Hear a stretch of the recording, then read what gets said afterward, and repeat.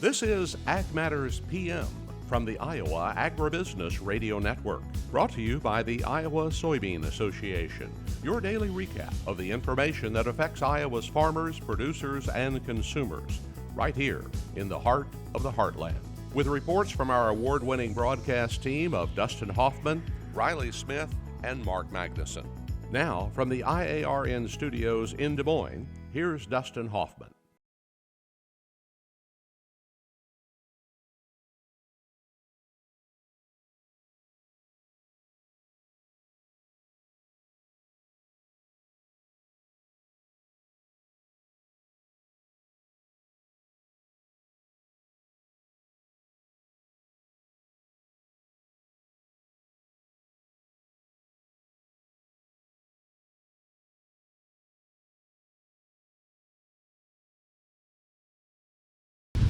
It's time now for the Ag Matters PM Closing Market Summary, your source for market analysis and settlement prices from the day's trade in Chicago, courtesy of the folks at agmarket.net.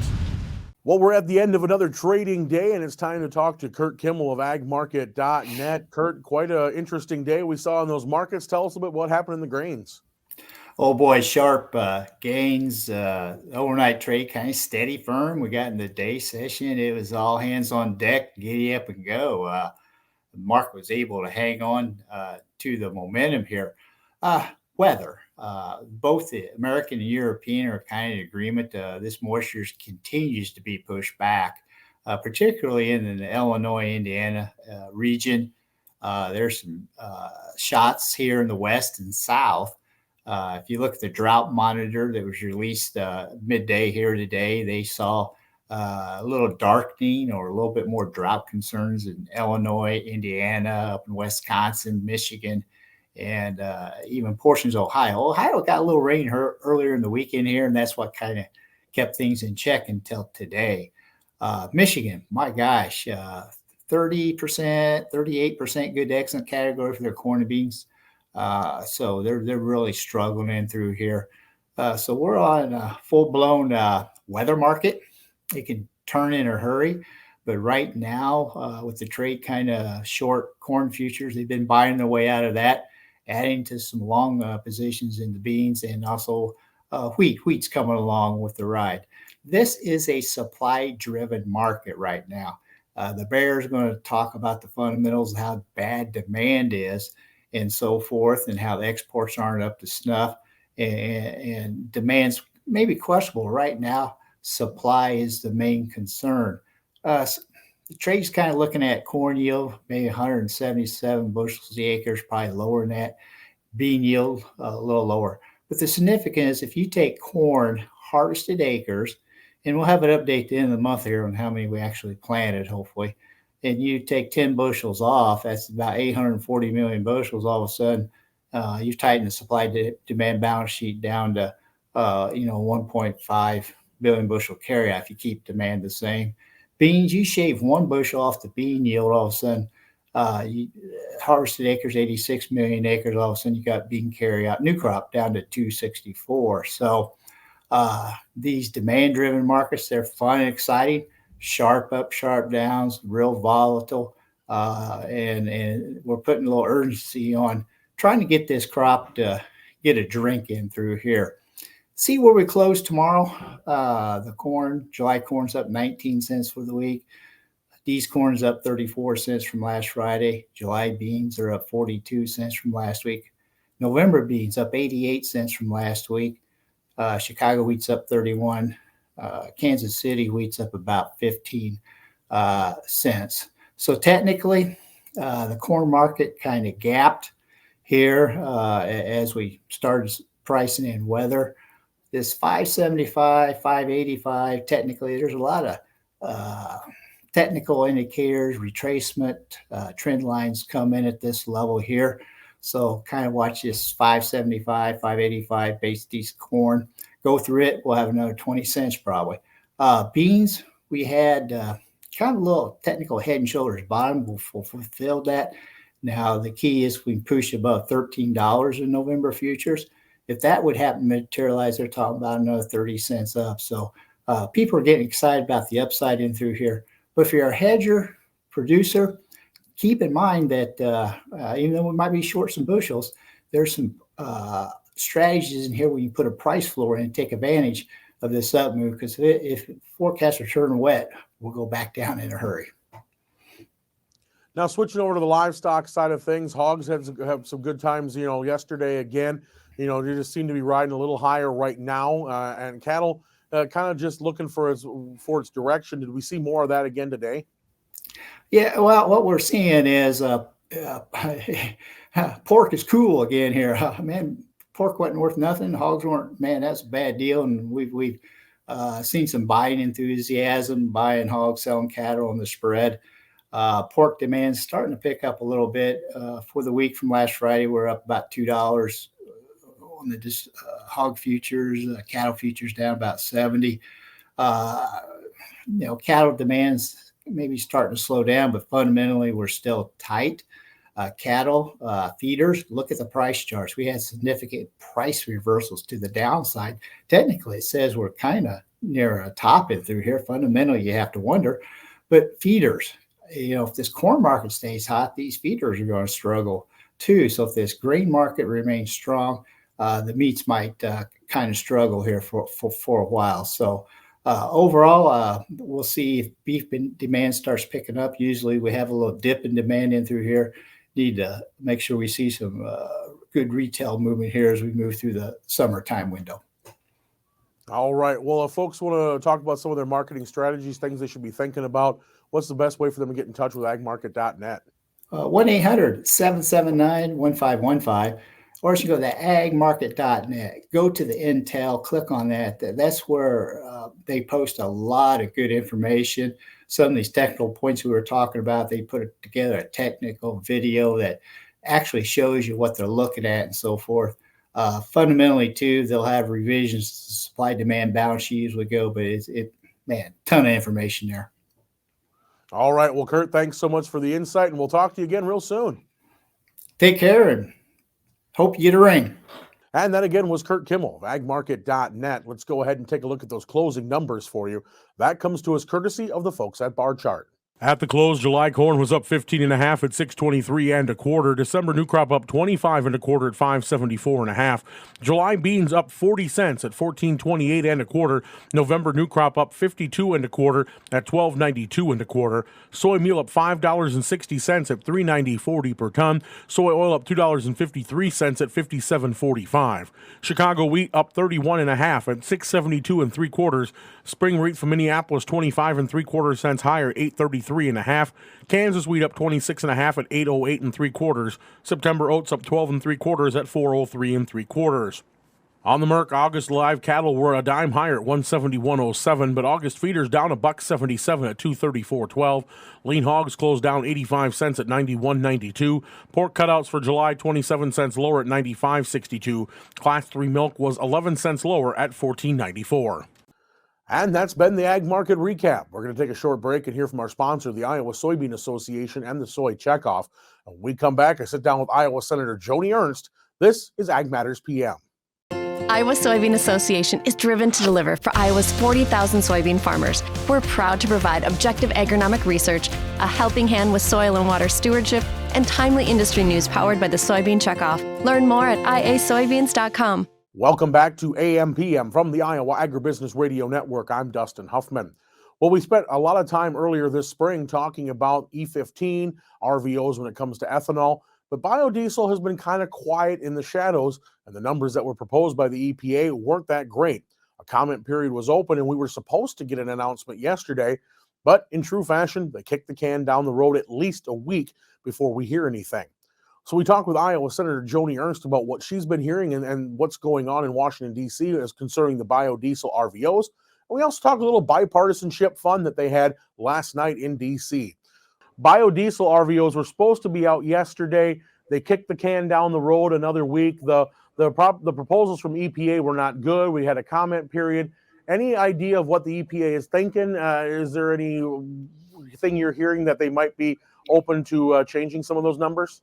Oh, Dustin, this is a bad situation, I think, to be in. And no, they have been radio silent. And so I did sit down with the Iowa Renewable Fuels Association. A number of their members were here in my office earlier this week, and we sat down and they asked if I had been hearing anything, and I was asking if they had been hearing anything, because we're simply just not getting a response or any indication on where they're going. We do know there is a slight delay here. And what I am always hopeful for is that the administration through the EPA will raise those RVOs. We would like to see higher volume obligations, but a delay doesn't necessarily indicate that. And to me, it's a little foreboding. We have an administration that wants to this clean environment, which we all support that. But they're not actually looking for solutions for cleaner environments other than electric vehicles. And we see that whether it's biodiesel or corn ethanol, advanced biofuels, any of these steps make for a cleaner environment, but we don't see an EPA that's embracing those liquid fuels. And I would argue it is because it still leaves us with the availability of purchasing internal combustion engines, which could run on all petroleum products. And they simply don't want fossil fuels, period. That's why we see this big push for EVs. And again, bending to the very far left ideologies, these greenies that are out there pushing for all EVs. Rather than the internal combustion engine, which would leave us short when it comes to our biofuel industry in Iowa and other states. And obviously, we spent a lot of time talking about ethanol. We were talking when I was visiting you about 2 months ago about the E15 waiver and if that was going to be coming, and we got that. But biodiesel kind of quietly just sat back there, and the numbers that EPA proposed just weren't good.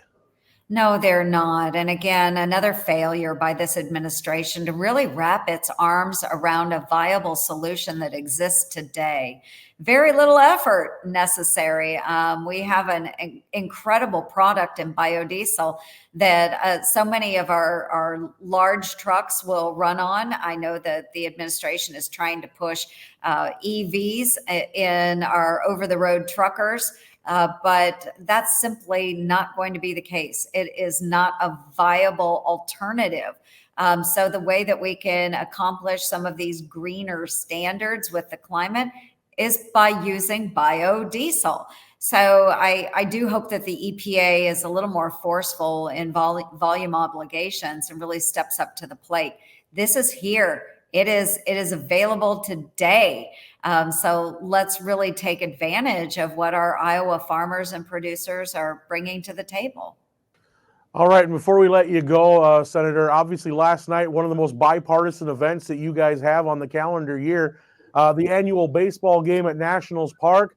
Tell us a little bit how that went for you. You bet. It was a fantastic night, and the GOP sealed another win with a resounding victory over our Democratic colleagues. And we ended the game at 16-6. And again, it was just a fabulous night. The weather was incredible. We had record ticket sales. We had nearly a full stadium, and we raised $1.8 million to benefit boys and girls programs and youth sports here in the DC metro area. Large in part, these are the disadvantaged young men and women or children that really can benefit by these types of sports activities. It does keep them out of bad activities. And we're just happy to engage in that way and show a little bipartisanship and support this community here. But it was a great GOP victory. I'm proud to have been on the team with half of our Iowa delegation, the fabulous Feenstra, Randy Feenstra, playing first base. He definitely pulled more than his weight. Marionette Miller-Meeks serving as our team doctor, and me along for the ride as comedic relief. So we had a great time. I'm happy and proud to be part of that team and cheering on our GOP for a third victory in a row. I was going to ask what position you played on the field, but I didn't know team comedian was on there. But every team needs one to keep morale up. But I'm going to ask, in bipartisan spirit, are either side going to have any plays on ESPN's Plays of the Week this week? Well, there could be actually, and I apologize, I'm not sure of his name, but the Democratic left fielder had an incredible catch in far left field. He was able to snag a fly ball to that area. It really was incredible. He crashed right into the wall. And I think that's going to be tattooed on his body for a very long time. It was an extraordinary catch. So kudos to the Democrats on having such a great outfielder out there. But unfortunately for them, it wasn't enough to win the game. And that was the slugger, Iowa Senator Joni Ernst. Let's go ahead and take a look at that ag weather outlook.